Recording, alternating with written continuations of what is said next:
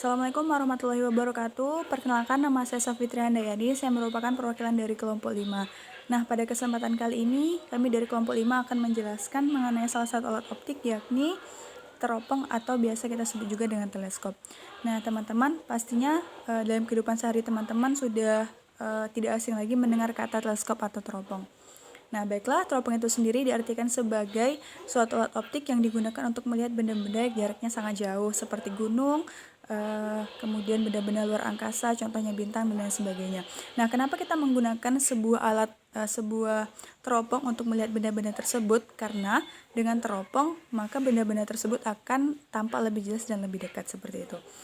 Nah, sekilas balik mengenai sejarah dari teropong itu sendiri, sebenarnya teropong sudah digunakan sejak abad ke-17.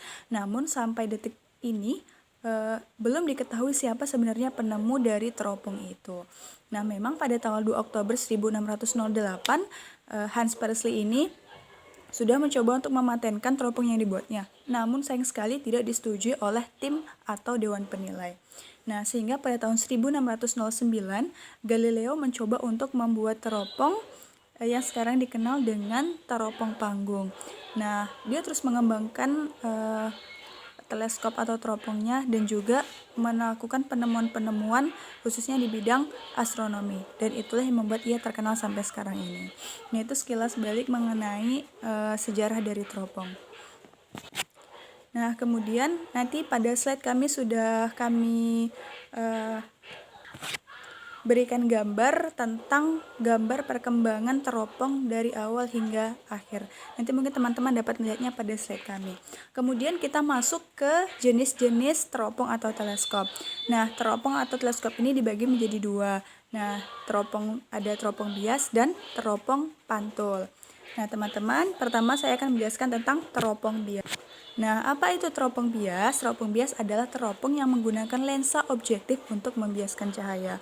Nah, teropong itu sendiri juga memiliki beberapa contoh, seperti teropong bumi, teropong panggung, teropong bintang, dan teropong prisma. Nah, untuk yang pertama kali saya akan menjelaskan tentang apa sih itu teropong bintang.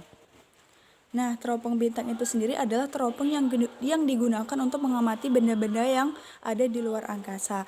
Nah, teropong bintang ini menggunakan dua lensa positif, yakni masing-masing yakni di lensa objektif dan satu lagi di lensa okuler.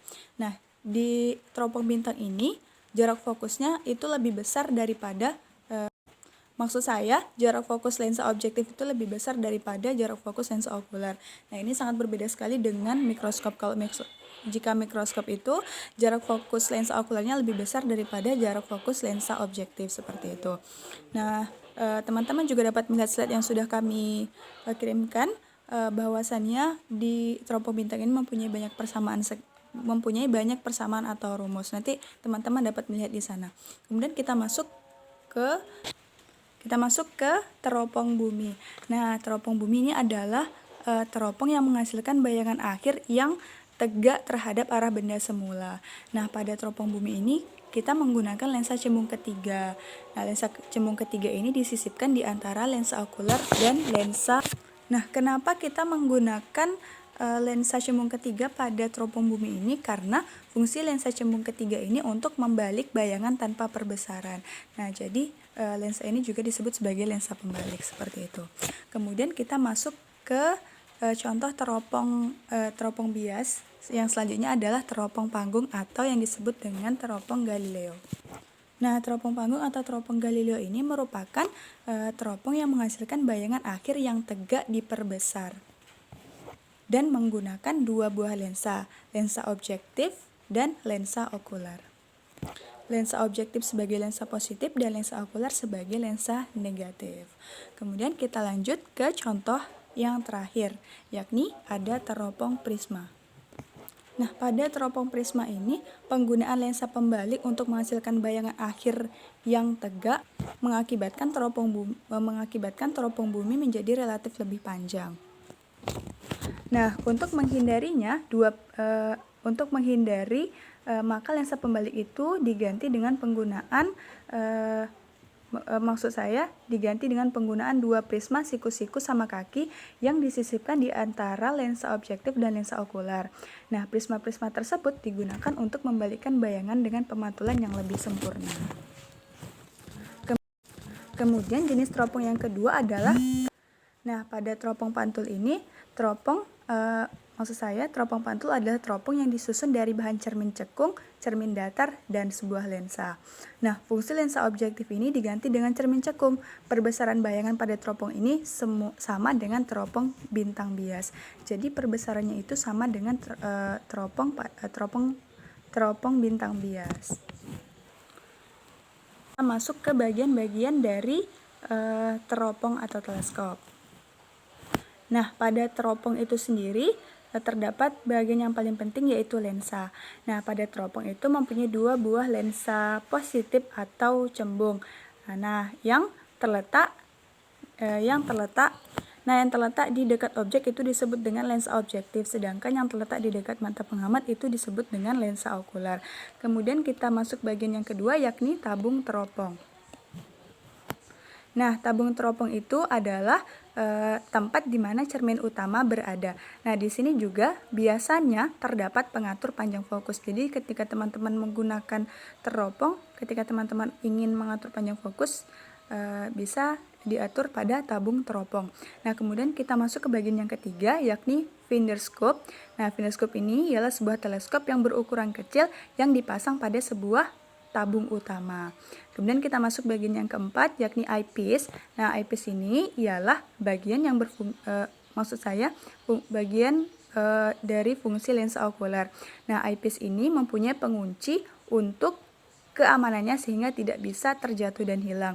Jadi eyepiece ini sangat berguna sekali agar teleskop tidak bergerak ataupun tidak jatuh seperti itu.